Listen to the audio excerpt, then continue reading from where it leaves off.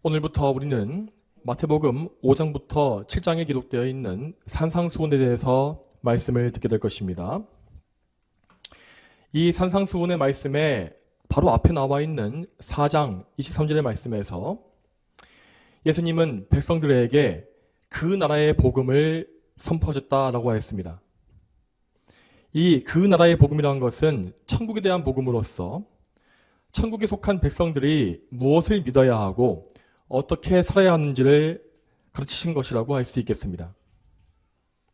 그리고 이 말씀에 이어지는 산상수훈의 말씀은 바로 그 천국 복음의 해설과 같은 말씀입니다. 이 말씀을 우리가 잘 보게 되면 예수님은 하늘나라에 속한, 천국에 속한 구원받은 사람들이 어떻게 살아야 하는지를 잘 보여주고 계십니다. 그런데 이에 대해서 예수님은 뭔가 새롭고 참신한 계명을 선포하신 것이 아니라 옛 계명, 구약의 10계명을 가지고 오셔서 그것을 다시 말씀하고 계신 것을 볼 수 있습니다. 여러분, 예수님 당시에 유대교 율법 교사들은 율법이 무엇인지를 매우 잘못 이해하고 있었고, 그래서 율법을 지켜서 구원을 받는 율법주의의 신앙을 따르고 있었습니다. 그래서 예수님은 그들의 어리석은 주장을 무너뜨리시고 율법을 바르게 해석하여서 신약의 성도들에게 바르게 적용해 주신 것입니다. 여러분, 예수님은 결코 구약의 율법을 폐지하기 위해서 오신 것이 아닙니다. 오히려 예수님은 구약의 율법을 완성하기 위해 오신 것이며 율법의 참된 의미와 그 적용이 무엇인지를 명확히 보여주셨습니다. 또한 예수님은 왕의 권세를 통하여서 하나님 나라의 법이 무엇인지를 올바르게 선포하시고 그분의 백성들이 이 법에 순종할 것을 요구하셨습니다. 그러므로 하나님의 나라에 속한 백성들은 이 산상수훈의 말씀을 듣고 여기에 순종하여서 하나님의 백성다운 삶을 살아야 합니다. 여러분, 천국의 백성이라는 사람들은 천당에만 들어가면, 천국에 가기만 하면 다른 것은 아무 상관이 없다는 식으로 살지 않습니다. 그들은 이 땅에서, 이 세상에서 이미 하나님의 백성으로 부름받은 존재이며 이 땅에서부터 이미 하나님의 백성다운 거룩한 삶을 시작한 것입니다. 자, 그러면 이제 본문을 보겠습니다. 먼저 본문의 1절을 보겠습니다. 1절 말씀에 이렇게 되어 있습니다. 예수께서 무리들을 모시고 산에 올라가 앉으시니 제자들이 그분께 나왔다 하였습니다. 이 산상수훈의 말씀을 시작하시면서 예수님은 설교를 위해서 산에 올라가 앉으셨습니다. 참고로 이 말씀은 복음서 중에서 누가복음 6장 17절 이하에도 나와 있는데, 그 말씀을 보게 되면 예수님께서 산이 아니라 평평한 곳에 서셨다라고 되어 있는 것을 볼 수 있겠습니다. 이러한 차이가 생기는 것은 성경에 어떤 오차나 오류가 있는 것이 아니라 그 장소, 예수님이 말씀을 선포하신 그 장소를 바라보는 관점의 차이가 있다고 할 수 있겠습니다. 예수님이 이때에 말씀을 선포하신 장소는 이 언덕과 같이 야트막한 산 위가 맞습니다. 그리고 그 산 위에는 많은 무리가 모여 앉아서 말씀을 들을 수 있는 평평한 땅이 있었던 것입니다. 그래서 마트는 이 장소를 가리켜서 산 위라고 부르고 또 누가는 이곳을 평평한 곳이라고 부른 것입니다. 그러면 이러한 지형에 대해서 왜 이 마태복음의 저자인 마트는 굳이 산이라고 하는 표현을 사용한 것이겠습니까? 여기에서 마트는 예수님의 산상수훈과 구약 성경의 신의 산 율법 계시 사건을 연관시키고 있는 것이라 볼 수 있겠습니다. 구약 시대의 10계명이 신의 산 위에서 선포된 바와 같이 예수님도 산 위에서 산상수훈을 선포하신 것입니다. 이러한 구약 성경과 신약 성경의 연관성 때문에 우리는 이 산상수훈을 가리켜서 신약의 10계명이다 라고 부르기도 하는 것입니다. 그렇지만 예수님의 산상수훈에는 십계명이 계시되었던 구약시대의 당시와 상반되어지는 특징이 있습니다. 먼저 십계명이 계시되었던 시내산의 분위기는 정말로 엄숙하고 두려웠습니다. 히브리서 12장 18절과 19절을 보게 되면 그곳에는 불붙은 산과 어두움과 흑암과 폭풍과 나팔 소리와 말씀하는 음성이 있었다고 하였습니다. 그때에 하나님의 큰 음성을 들었던 사람들은 너무나 두려워서 자신들에게 하나님께서 더 이상 말씀하지 말아달라고 간청할 정도였지요. 여러분, 이러한 무서운 분위기는 이 구약시대 율법의 특징이라고 할 수 있겠습니다. 율법은 분명히 하나님의 백성에게 하나님이 내려주신 복된 선물이 맞습니다. 하지만 동시에 율법에는 항상 하나님의 심판과 진노가 짙게 드리워 있습니다. 죄인들은 율법을 대할 때에 그 율법을 통하여서 자신의 끔찍한 죄와 죄악된 성품을 알게 되며 하나님 앞에 절대 나아갈 수가 없는 그런 자신의 죄악된 한계를 절감할 수밖에 없습니다. 그래서 구약의 백성들은 하나님께서 계신 시내산에 들어가지 못한 것이고 또한 하나님의 임재가 있는 성막과 성전에도 들어가지 못한 것입니다. 그렇지만 신약 시대에 예수님께서 성신하시어서 이 땅에 내려오신 이 사건은 정말로 놀라운 변화를 가져왔습니다.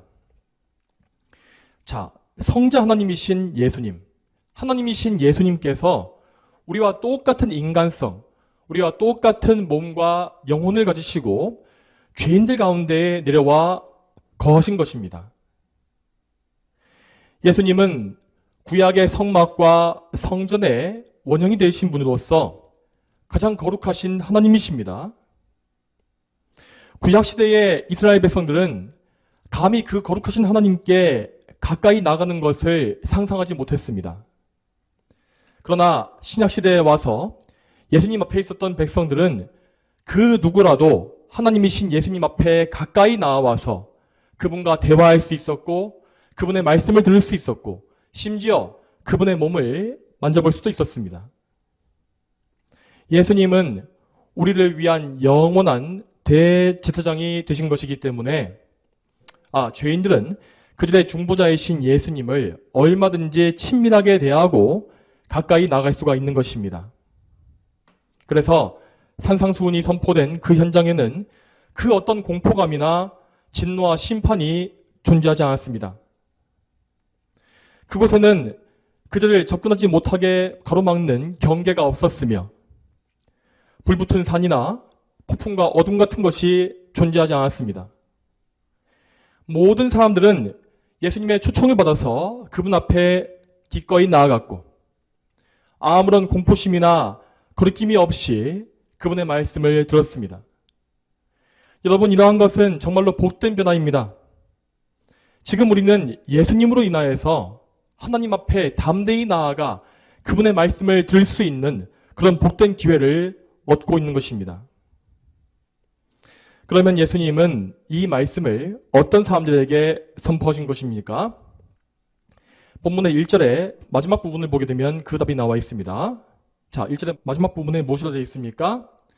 제자들이 그분께 나아왔다라고 되어 있지 않습니까?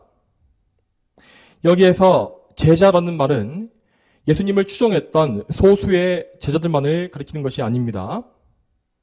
이 말은 곧 예수님을 진정으로 믿고 그분을 따르는 참된 성도 모두를 다 아울러 말하는 것입니다.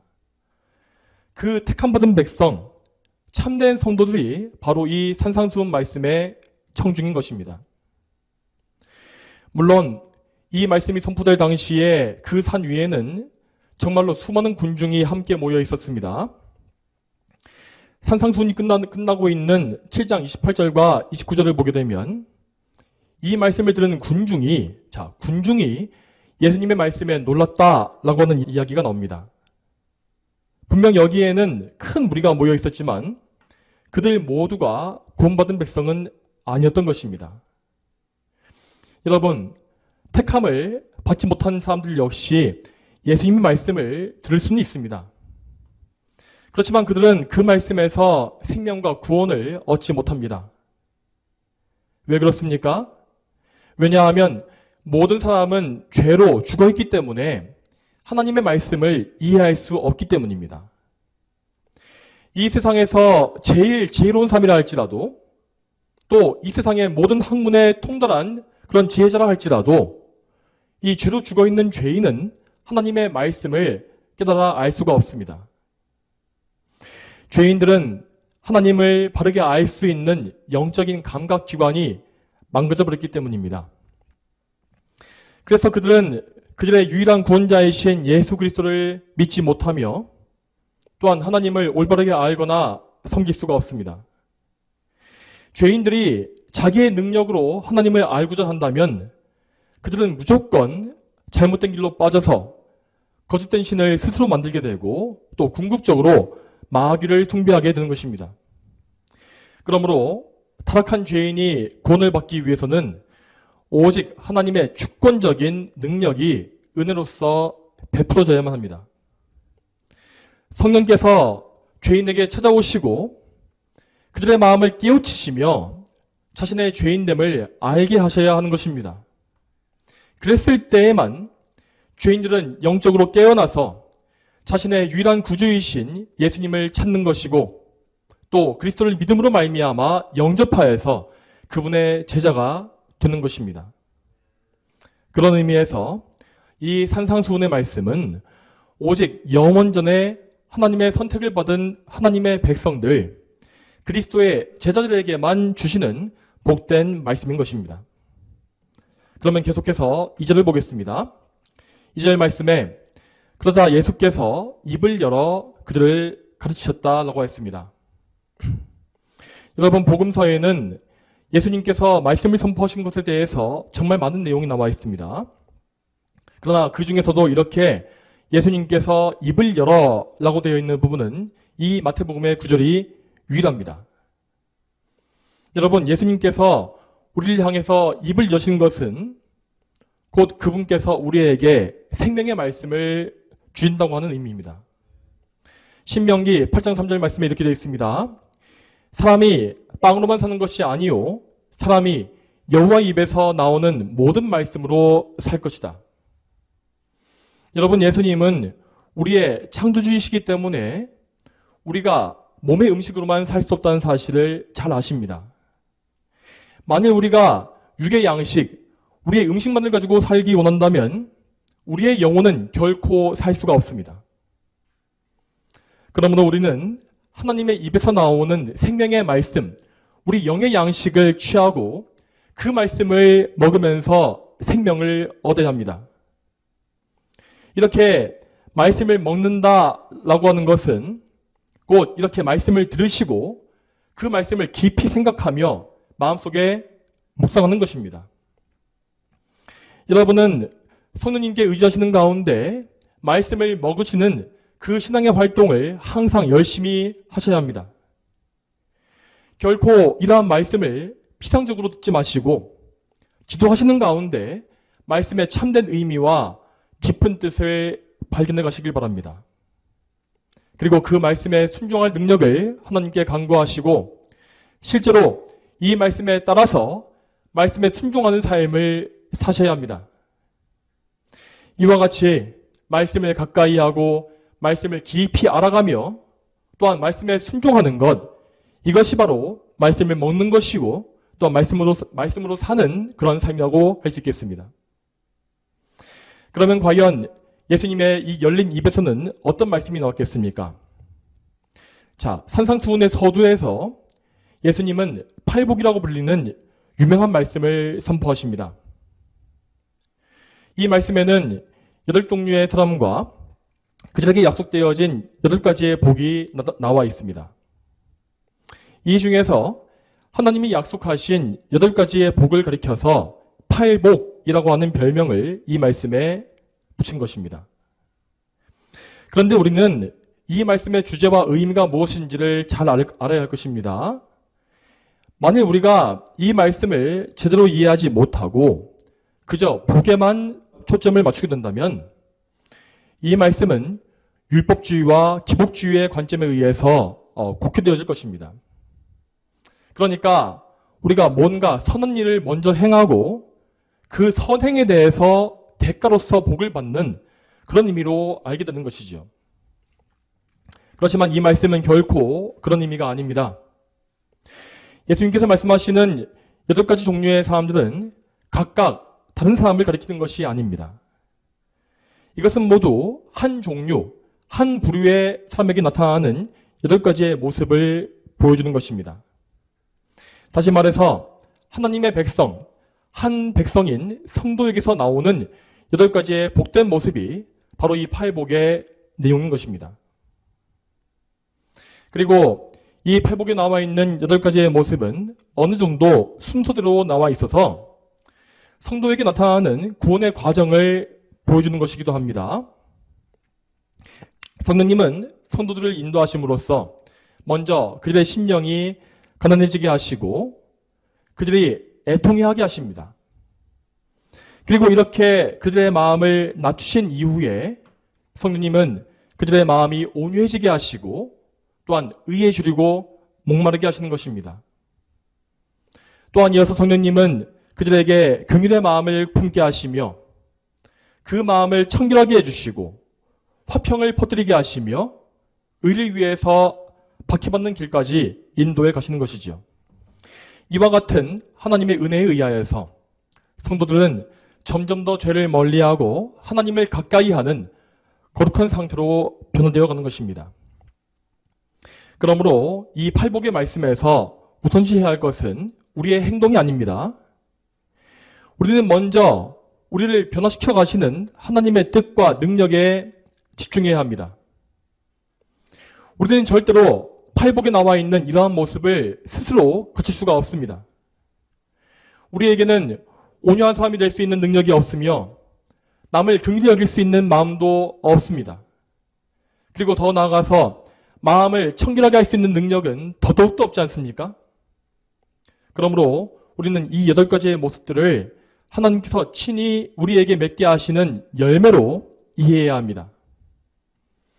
여러분, 하나님은 우리 백성들, 그러니까 하나님의 백성들을 결코 불경건한 상태에 방치하지 아니하십니다. 그분은 택자들을 죄에서 구원하시며 또한 구원하신 이후에도 끊임없이 거룩한 상태로 다듬어 가십니다. 그 과정에서 모든 성도들은 이러한 팔복의 모습이 자신에게서 나오는 것을 볼 수 있는 것입니다. 이 말씀에서 나와 있는 8가지의 목록은 그러므로 우리가 과연 구원받은 성도가 맞는지를 점검할 수가 있는 체크리스트와도 같은 것입니다. 만일 우리에게 팔복의 이러한 모습이 나오지 않는다면 우리는 우리 자신에게 하나님의 은혜가 있는지 구원이 있는지를 심각하게 돌이켜봐야 할 것입니다. 다시 말씀드리지만 하나님은 참으로 성실하시며 그분의 모든 일에 결코 무책임함이나 나태함이 없습니다.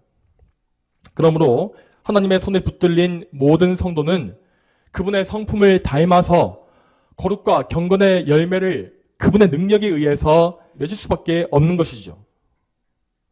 마치 좋은 나무에 접붙여진 가지가 좋은 열매를 맺듯이 그리스도에게 접붙여진 성도는 그분에게서 생명의 양분을 받아서 좋은 열매를 맺게 되어 있습니다. 그러므로 우리는 이 말씀을 들을 때에 정신을 차리고 우리 자신, 나 자신의 모습을 면밀히 살펴야 합니다. 주님이 말씀하신 열매가 우리에게 맺히지 않거나 애매하다면 우리는 지금 구원받지 못한 상태에 있을 가능성이 큽니다. 그러한 상태라면 우리는 먼저 우리의 구원을 위해서 나를 구원해 주시기를 하나님께 구하고 간절히 매달려야 할 것입니다. 여러분, 구원받지 못한 사람들에게 구원보다 더 급하고 절박한 문제는 없습니다. 만일 여러분께서 구원받지 못한 상태에서 당장 내일에 생을 마감하신다면 어떻게 되겠습니까? 그러므로 여러분께서는 여러분 자신을 면밀히 점검하시어서 여러분의 신분과 상태가 어떠한지를 살피시기 바랍니다. 여러분이 참으로 예수 그리스도를 구주로 믿고 있는지, 또한 예수님의 공로에만 의지하여 죄의 용서와 칭의, 이롭게 하시는 하나님의 은혜를 입고 있는지, 우리가 참으로 하나님의 자녀다운 모습을 갖추어가고 있는지, 이러한 것을 확실히 확인하고 검증해야 하는 것입니다. 또한 우리가 이미 구원받은 성도라 할지라도 우리는 우리의 현재 상태를 냉철하게 점검해보고 또 우리가 성도로서 더 많은 열매를 맺을 방법을 강구해야 합니다. 여러분, 참된 성도는 영적으로 살아있기 때문에 결코 자기의 현재 상태에 만족하는 법이 없습니다. 오늘보다 내일 더 하나님을 기쁘시게 하고 과거보다 미래에 좀 더 죄를 미워하고 의를 사랑하는 것, 계속 하나님의 영광 위에서 전진해 가는 것, 이것이 바로 살아있는 성도의 유일한 열망이 되어야 합니다. 그러므로 이 말씀을 올바르게 듣고 받아들인 성도는 자신의 부족함을 깊이 알고서 회개하게 될 것입니다. 그들은 자신을 거룩하게 하실 능력을 하나님께 간구할 것이며 그 능력을 얻음으로 말미암아 참된 경건의 길을 갈 수가 있을 것입니다. 여러분, 더 나아가서 팔복의 말씀은 하나님의 은혜 안에 있는 성도들에게 참으로 복된 약속을 더해주고 있습니다. 예수님은 여기에서 성도들이 가지고 있는 8가지의 속성과 성품을 말씀하시고 나서 그 성품과 속성에 각각 약속되어진 하나님의 복을 선포하십니다. 이 복들을 잘 보게 되면 이 복들은 이 세상 사람들이 구하고 있는 물질적인 복이 아니라 하나님께로부터 나오는 영원한 복입니다. 여기에서 우리는 우리 인간을 구원하시는 하나님의 뜻이 무엇인지를 알 수가 있습니다. 어떤 사람은 우리의 신앙생활을 그저 고생과 고난의 길로만 이해하는 경우가 있습니다. 이 자신의 몸과 마음을 일부러 많이 괴롭히고 고행을 해야만 참된 거룩과 경건에 이를 수 있다고 보는 것이죠. 물론 성도들은 때때로 경건을 얻기 위하여서 금식이나 철학기도 등을 통해서 자기의 정욕을 치고 제어해야 할 필요가 있습니다. 그렇지만 분명한 것은 이러한 고생 자체가 신앙의 목적이 아니라는 것입니다. 하나님은 결단코 우리를 고생시키기 위해서 부르신 것이 아닙니다. 물론 하나님은 우리를 거룩하게 다듬으시기 위해서 먼저 고난의 길을 통과하게 하시지만 그 길을 통과한 이후에는 그분의 풍성한 복에 반드시 참여하게 하십니다. 그러므로 믿음 때문에 고생과 수고를 당한 모든 성도들은 반드시 그 이후에 그 고생의 열매로서 하나님이 주시는 은혜의 복을 누릴 수가 있습니다. 다음으로 이 복들에 대해서 알아야 할 또 한 가지 사실이 있습니다. 그것은 이 복이 결코 우리의 공로로서 우리의 노력에 의해서 얻는 대가가 아니라는 것입니다. 여러분, 우리는 오직 은혜로 말미암아 구원을 받고 하나님의 은혜 덕분에 고난도 받는 것이며 또한 마침내 은혜로 말미암아 복을 받습니다. 이처럼 성도는 은혜 위에 은혜, 또 그 은혜 위에 은혜를 덧입으면서 사는 것입니다. 그러므로 성도에게 주어주는 것은 그것이 우리의 눈에 좋아 보이든지 나빠 보이든지 다 하나님의 선하신 은혜 가운데 베풀어진 선물입니다. 우리 성도들은 우리를 인도하시는 하나님의 뜻을 신뢰하고 우리에게 약속되어진 복들을 기대해야 합니다. 우리는 이러한 믿음 가운데에서 우리에게 닥쳐오는 모든 고난을 넉넉히 이길 것이며 또한 하나님을 기쁘시게 하는 거룩함의 열매를 맺을 수 있습니다.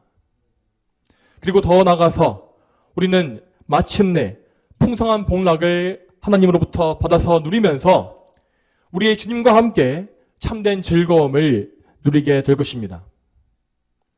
그러면 이제 팔복의 첫 번째 말씀으로서 이 3절 말씀을 보겠습니다.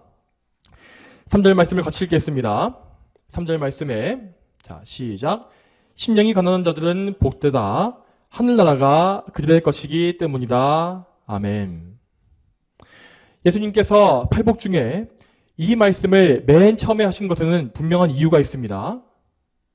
왜냐하면 누구든지 하나님께 택함받고 부름받은 사람들은 가장 먼저 자기의 심령이 가난해지는 과정을 거쳐야 하기 때문입니다. 여러분, 이 세상에 사는 모든 죄인들은 그 누구라 할지라도 다 심령이 부유한 사람들입니다. 이 세상 사람들은 마음이 풍요로운 것을 좋아하며 그 마음 속에 자신감과 자존감, 어떤 그런 풍성한 자기에 대한 믿음을 많이 가지기를 원합니다. 그렇지만 이러한 생각은 오직 죄인의 타락한 본성에서 나오는 악한 생각일 뿐입니다. 요한계시록에 나와 있는 라오디게아 교회의 교인들이 이러한 상태를 잘 보여주지 않습니까? 자, 다 함께 계시록 3장 17절 말씀을 같이 보겠습니다. 내가 말하기를 나는 부자다. 내가 풍족하고 부족한 것이 조금도 없다 라고 하나 내가 비참하고 가련하고 가난하고 눈멀고 벌거벗은 자인 것을 알지 못한다. 아멘. 이 말씀은 영적으로 죽어있는 자들의 상태를 정말 적나라하게 보여줍니다. 사람들은 가난함과 부유함에 대해서 생각할 때에 오직 어떤 세상의 물질적인 빈부격차만을 생각하는 경향이 있습니다. 또한 물질적인 것 외에도 사람들은 그저 이 세상에 속해 있는 지식과 명예나 권력 등을 가지고서 빈부를 따지곤 합니다. 그렇지만 빈부귀천과 지위고하를 막론하고 모든 사람은 하나님에 대해서 죽어서 심령이 부유한 상태에 있는 것입니다.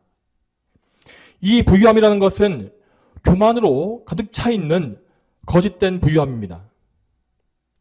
아까 보았던 계시록의 말씀과 같이 죄로 인해 눈이 먼 불신자들은 자신의 비참한 현지 상태를 전혀 알지 못합니다. 만일 하나님께서 그들을 깨우치지 아니하신다면 그들은 끝까지 거짓된 부유함을 자랑하다가 자기의 죄로 인하여서 멸망에 들어갈 것입니다. 그러므로 하나님은 그분께서 창세 이전에 택하신 자들을 구원하시기 위하여서 그들의 눈을 열어주시는 것입니다. 마치 우리가 안약을 넣어서 눈을 밝게 하듯이 성령의 능력으로 하나님은 죄인들을 각성시키시는 것입니다. 이렇게 성령님을 통해서 각성되어진 사람들은 자신이 얼마나 비참하고 무능하며 무지한 존재인지를 알게 됩니다.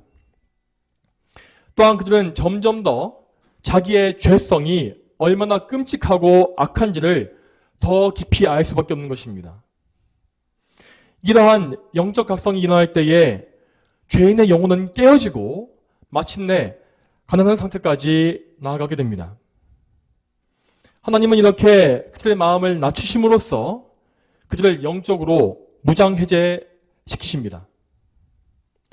죄인들은 마침내 자기가 의지했던 자기의 의, 자기의 선행과 공로가 마치 누더기와 같이 더럽고 냄새나는 것에 불과했음을 알게 됩니다. 또한 그들은 자기의 능력과 의지로서 죄를 없애지 못한다는 사실을 알게 되며 또한 자신의 죄성을 절대 이길 수 없다는 사실 역시 철저히 알게 됩니다.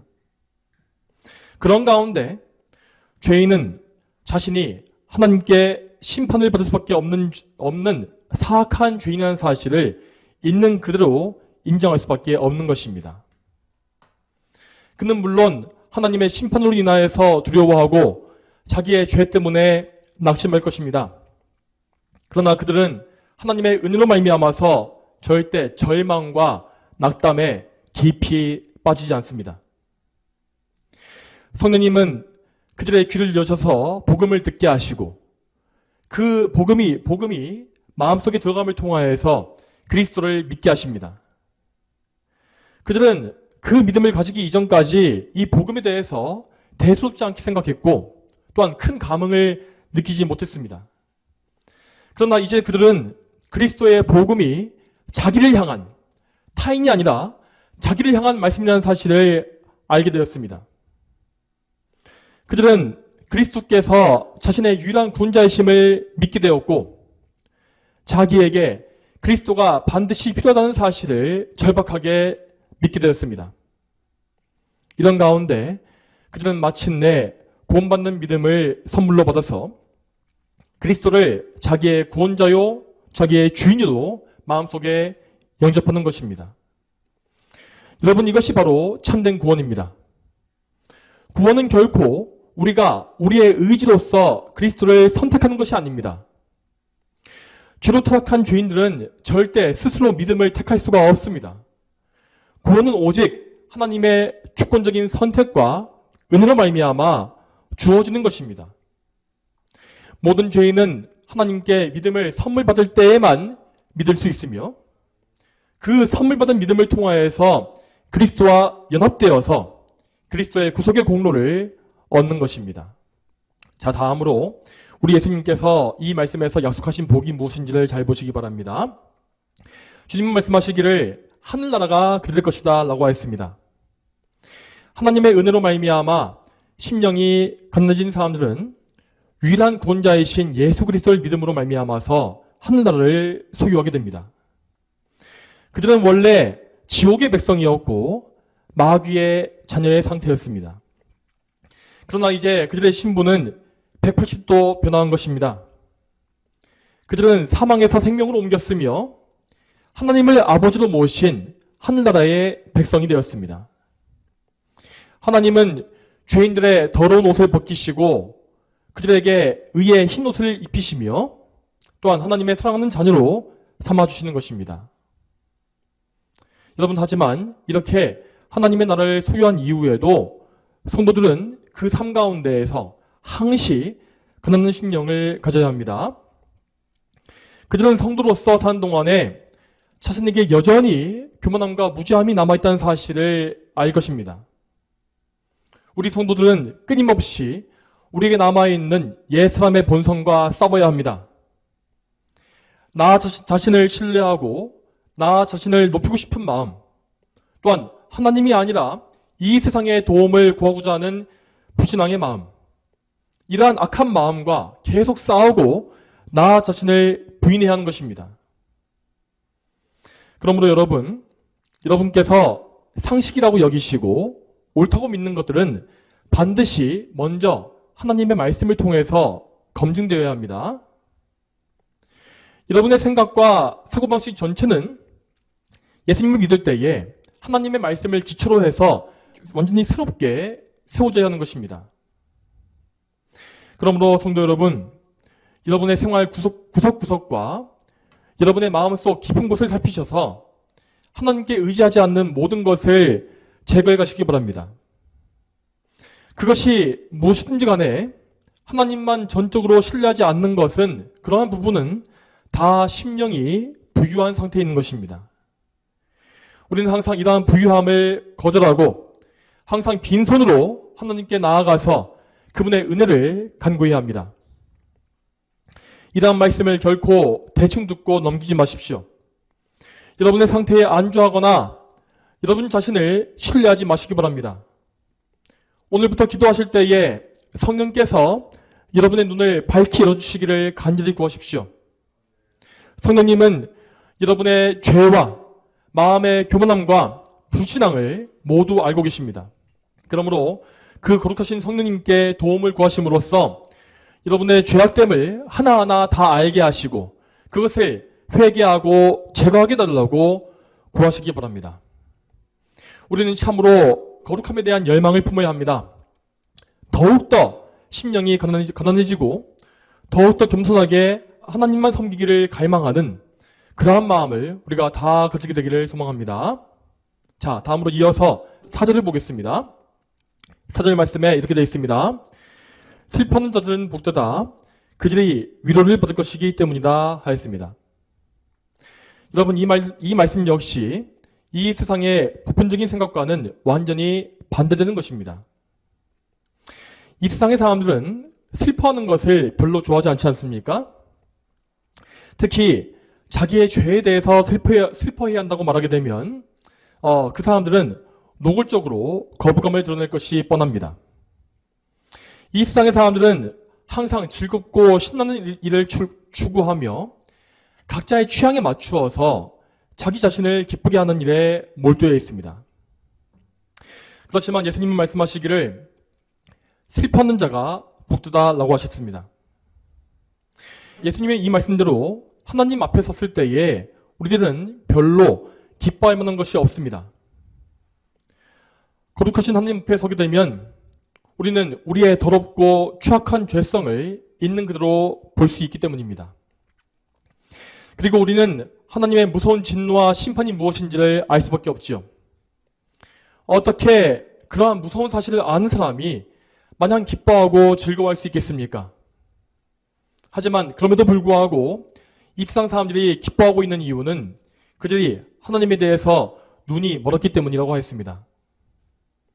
물론 어떤 경우에는 회개하지 않는 죄인들도 죄를 슬퍼하는 것처럼 보일 때가 있습니다. 성경이 예를 들면 이 가룟 유다가 가지고 있었던 슬픈 마음이 무엇인지를 볼 수 있겠습니다. 그는 예수님을 배반한 이후에 엄청난 죄책감과 슬픔을 느꼈습니다. 그렇지만 그가 가진 슬픔은 그저 후회에 불과했습니다. 그는 정작 자기가 죄인이라는 사실을 깊이 알지 못했으며 또한 그에게 긍휼을 베푸시는 은혜의 하나님을 전혀 몰랐습니다. 결국 그는 죄의 무게와 슬픔 때문에 깊은 절망에 빠져들어갔으며 자살로 인생을 마치고 말았습니다. 이와 마찬가지로 수많은 불신자들은 나름대로 죄를 인식하기도 하고 거기에 대해서 후회나 슬픔을 가지기도 합니다. 하지만 그들은 자기의 죄가 가져온 나쁜 결과와 악한 것을 슬퍼하는 것이고 또한 죄 때문에 망가진 자기의 처지를 불쌍히하는 것입니다. 그들은 결코 죄 자체를 미워하거나 애통해하지 않고 하나님과의 관계없이 전혀 고려하지 않습니다. 이러한 슬픔은 그저 자기 연민에 불과하고 절대 참된 회개에 이어지지 않지요. 그렇지만 우리 성도들은 죄에 대한 경건한 슬픔을 반드시 가져야 합니다. 이것은 앞서 3절의 말씀에서 그대로 이어지는 성도의 상태라고 할 수 있겠습니다. 앞서 말씀드린 바와 같이 심령이 가난해진 사람은 더 이상 자신의 처지에 대해서 자신감을 가지지 못합니다. 그는 자기의 상태가 얼마나 소망없고 무가치한지를 알게 되며 자기의 지은 죄가 얼마나 흉악하고 끔찍한 것인지를 깊이 알게 됩니다. 그는 이제 하나님과의 관계 속에서 죄를 다시 보는 것입니다. 그는 또한 하나님이 주신 새로운 성품으로 인하여서 죄를 미워할 수 있는 마음을 풍기는 것입니다. 그리고 그는 하나님이 미워하시는 죄가 그 죄가 자기에게 있다는 사실 때문에 괴로워하고 슬퍼하는 마음을 가지게 되는 것이죠. 여러분, 우리는 이러한 참된 슬픔이 우리에게 있는지를 잘 생각해 봐야 합니다. 여러분은 정말로 하나님을 사랑하고 계십니까? 그리고 하나님이 주신 구원의 은혜에 대해서 깊이 감사하고 계십니까? 여러분, 하나님을 사랑하고 그분의 은혜에 감사하는 사람은 죄를 슬퍼하고 아파할 수밖에 없습니다. 참된 성도는 자기가 정말 깊이 사랑하는 하나님을 근심하시게 한 것에 대해서 아파하는 것이고 또한 그분의 놀라운 은혜를 배반했다는 사실 때문에 아파하는 것입니다. 그렇지만 성도는 그 슬픔에 결코 갇혀있지 않습니다. 그는 깊은 슬픔 가운데서도 다시 고개를 들어서 그리스도의 십자가를 바라보게 됩니다. 나의 이 수치스러운 죄악을 다시 깨끗하게 하시고 나를 이 죄에서 건지실 분은 오직 나의 주님이신 예수님뿐이시다. 이 사실을 기억하고 다시금 주님께 나아가서 그분께 의지하는 것입니다. 그는 죄를 슬퍼하고 미워하기 때문에 한시라도 빨리 그 죄에서 벗어나기를 원하게 됩니다.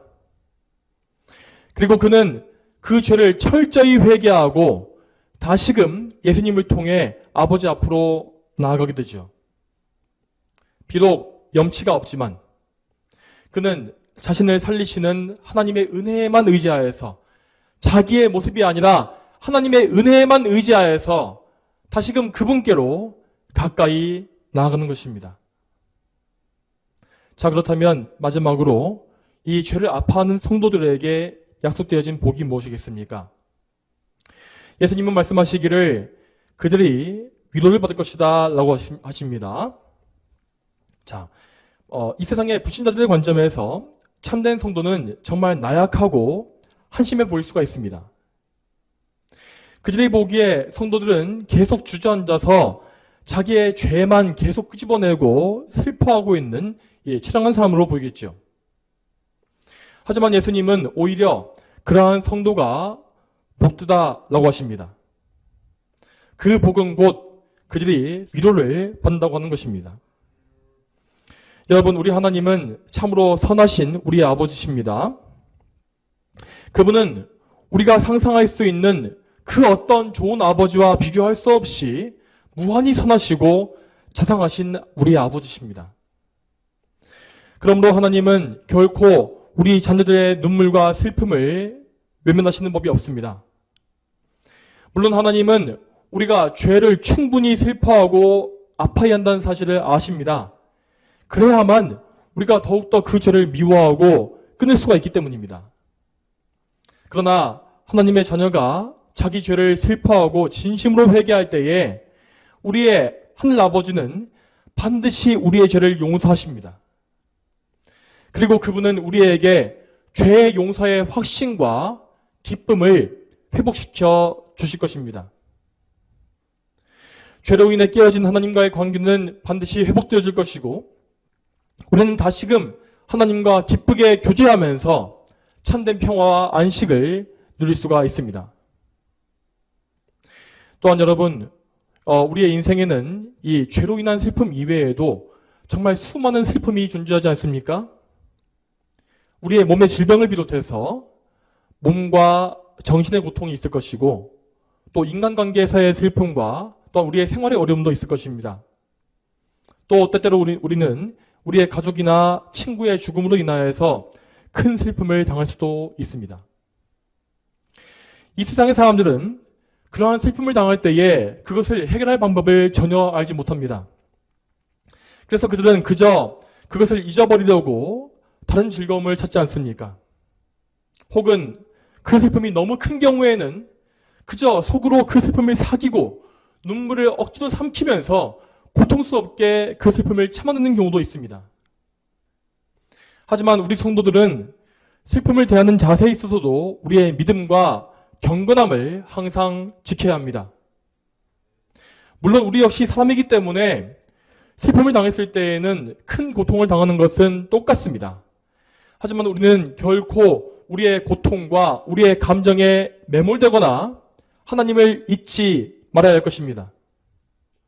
우리가 슬픔을 당할 때에도 하나님은 여전히 우리의 아버지십니다. 그리고 우리의 모든 일, 그것이 아무리 슬픈 일이라 할지라도 그 모든 일은 다 하나님의 작정과 섭리 안에서 이루어지는 것이죠. 따라서 우리는 우리가 당한 슬픔 역시 하나님의 선하신 계획 안에 있음을 믿고 그 슬픔을 안고 있는 것이 아니라 하나님께 가지고 가야 합니다. 우리는 이 세상과 사람의 위로를 구할 필요가 없습니다. 왜냐하면 우리에게는 가장 큰 위로자이신 우리의 주님께서 계시기 때문입니다. 이사야서 61장을 보게 되면 우리의 주님께서 그분의 백성을 위로하시는 아름다운 말씀이 나오는 것을 볼 수 있습니다. 이 말씀에 따르면 우리 하나님은 마음이 상한 자를 싸매시고 또한 포로된 자에게 자유를 주신다고 하였습니다. 또한 3절을 보게 되면 그분은 시온의 슬픈 자들에게 슬픔 대신 화관을, 슬픔 대신 기쁨의 기름을, 또한 좌절감 대신 찬송의 옷을 주신다고 하고 있습니다. 여러분, 이러한 위로는 다름이 아니라 우리의 구주이신 예수님을 통해서 주어지는 복된 위로입니다. 여러분, 우리 예수님은요, 우리에게 있는 무거운 짐과 인생의 괴로움을 모두 알고 계시고 모두 대신 그 짐을 져주시는 분입니다. 그분은 우리의 죄를 용서하시는 것뿐만 아니라 우리의 죄 때문에 생겨난 모든 고통을 다 대신 감당하기 위해서 성신하시고 이 땅에 내려오신 것입니다. 그러므로 여러분은 참으로 여러분의 예수님께 모든 여러분의 슬픔과 괴로움과 아픔과 근심과 눈물을 다 아뢰고 맡길 수가 있습니다. 우리 예수님께서 이해하지 못하는 고통이라는 것은 이 세상에 존재할 수 없습니다. 우리가 믿음으로 예수님께 나아가고 우리의 무거운 짐을 그분 앞에 풀어놓을 때에 예수님은 참으로 놀라운 위로와 평강, 이 세상이 알 수가 없는 그런 위로와 평강을 우리에게 주실 것입니다. 우리는 그 위로로 인하여서 다시 기뻐할 수 있을 것이며 더 나아가서 우리의 슬픔 속에 있었던 하나님의 귀한 손길을 발견할 것입니다. 우리 하나님은 우리를 연단하시고 더욱더 정금과 같이 거룩하게 나오게 하시기 위하여서 우리에게 슬픔과 고난을 허락하시는 것입니다. 이 사실을 알고 하나님을 신뢰할 때에 우리는 우리 인생의 극한 어려움 속에서도 그 괴로움을 통하여서 오히려 더 굳센 믿음을 얻을 수가 있습니다. 이제 말씀을 맺겠습니다. 사랑하는 성도 여러분, 오늘 우리는 팔복의 말씀 중에서 첫 번째와 두 번째 복을 살펴보았습니다. 오늘 이 말씀과 같이 우리의 심령이 가난해지고 죄에 대한 참된 슬픔을 우리가 가지게 되길 바랍니다. 만일 여러분에게 이러한 마음이 없으시다면 그 사실을 놓고 하나님께 간절히 구하십시오. 여러분의 상태에 대해서 절박함을 가지고 그리스도의 공로에만 의지하여서 하나님께 매어 달리십시오. 그러면 하나님은 여러분에게 긍휼을 베푸실 것이며 참된 겸손과 회개의 마음과 구원을 반드시 주실 것입니다. 이 하나님께서 우리 모두에게 오늘 말씀에 기록된 모든 은혜와 복을 주시기를 축복합니다. 함께 기도하겠습니다. 하나님 아버지, 오늘은 예수님의 산상수훈 중에서 첫 번째 팔복의 말씀을 들었습니다. 이 말씀을 통하여서 우리가 참된 성도의 모습이 무엇인지를 보게 되었고, 죄인을 구원하시는 하나님의 섭리와 그 은혜가 무엇인지를 바르게 알게 되었습니다. 하나님, 이 말씀을 저희가 바르게 듣고 알 수 있도록 우리의 심령에 성령님의 조명하심, 그 모든 은혜를 더해 주시길 원합니다. 우리의 마음을 밝히 비추어 주시고 참으로 우리가 성령님의 은혜 가운데서 이 말씀을 깊이 알아서 말씀에 의지하고 복음을 믿고 구원받고 또한 그 구원 가운데서 기뻐하며 하나님을 정말 열심으로 섬기는 그런 거룩한 성도의 삶을 살 수 있도록 인도해 주셨소서. 감사드리며 예수님의 이름으로 기도 올립니다. 아멘.